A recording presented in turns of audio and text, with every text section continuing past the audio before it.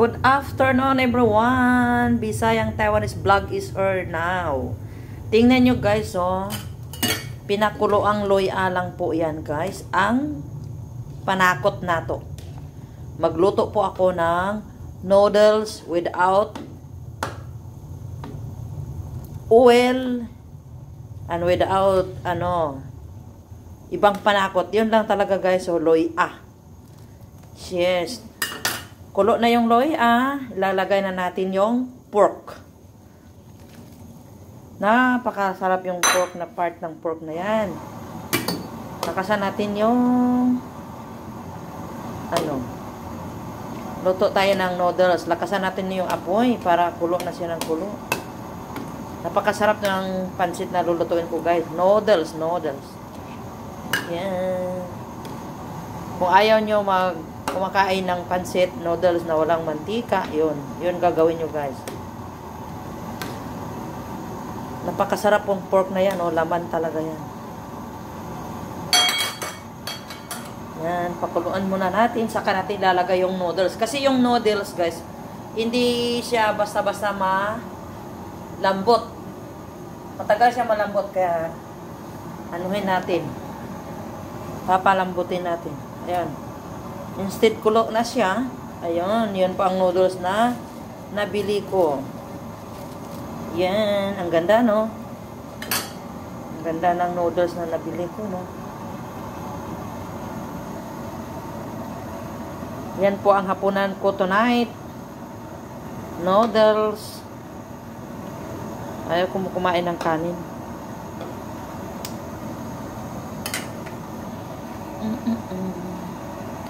Palutuin mo muna natin yung noodles. Hindi yan madali maluto.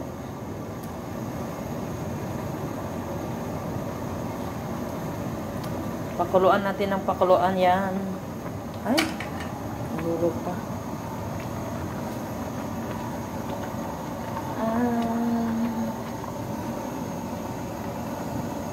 Takpan natin guys, takpan natin. Ay, sandali. Kukunin natin yung mga puti-puti. Kasi yan po ang din noodles. Hindi naman yan marumi. Kaso lang, kukunin natin. Din yun ng karni. Yan. Para healthy at saka ang bango na dahil sa pork at saka yung loya.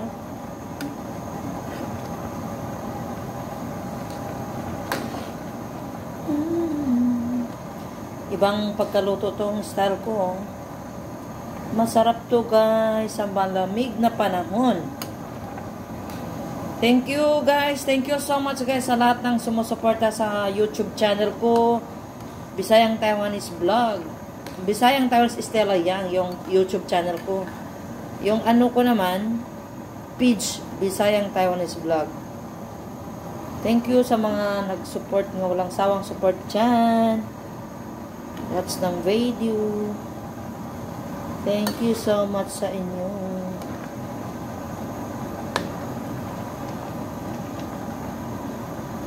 Palambutin natin yung noodles. Ang ganda ng noodles na yan guys. Hindi siya madali malambot. Hindi siya madali maglatak. Para siyang spaghetti.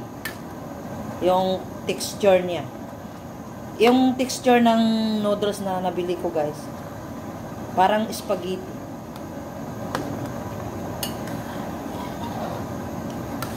Yan, ang bango na ng sabaw. Grabe.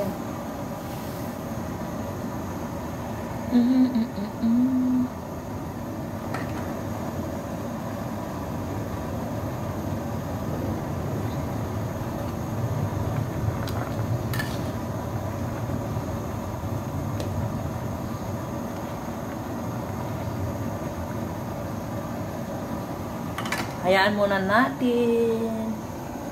Palambutin muna natin yung noodles.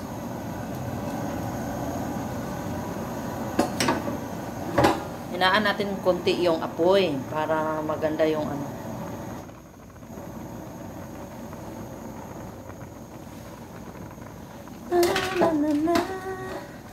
Takpan muna natin guys ha.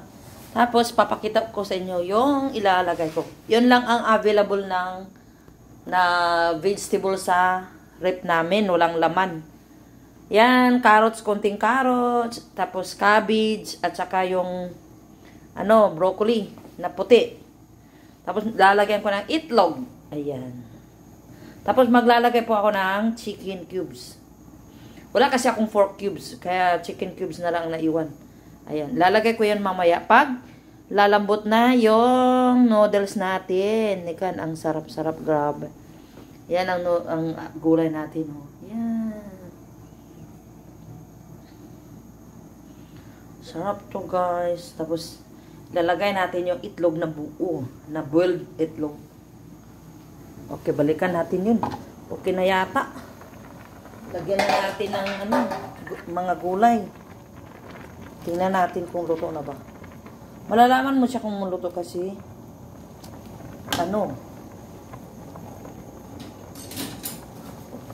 wala na yung puti sa gitna. Parang spaghetti nga, di ba? Ay, da-da-da. Okay. Okay na. Yan na guys. Yan na guys, oh. Isabay-sabay na natin ilalagay yan.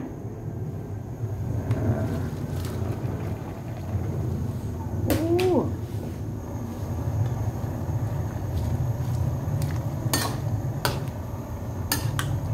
Yung itlog is boiled na yan.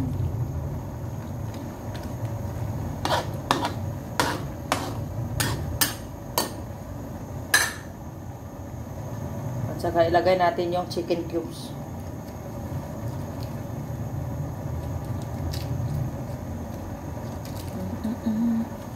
Chicken cubes. Pag kulang sa alat, guys, kayo na magtimpla. Timplahan nyo na kung kulang. Nilalagay ko muna yung chicken cubes, saka ko timplahan kung kulang pa siya ng alat. Pero sa tingin ko kulang. Ayan, ang ganda ng kulay. Ang ganda ng ng noodles ko. Yan po ang pagkain ko this evening.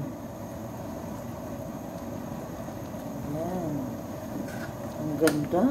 Tapos yung mga pork. Yung mga pork dyan.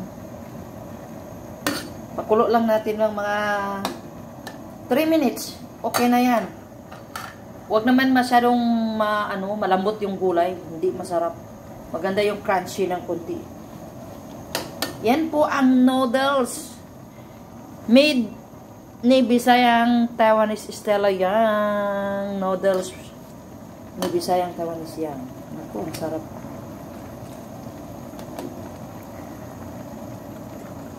Ko kung maalat ba?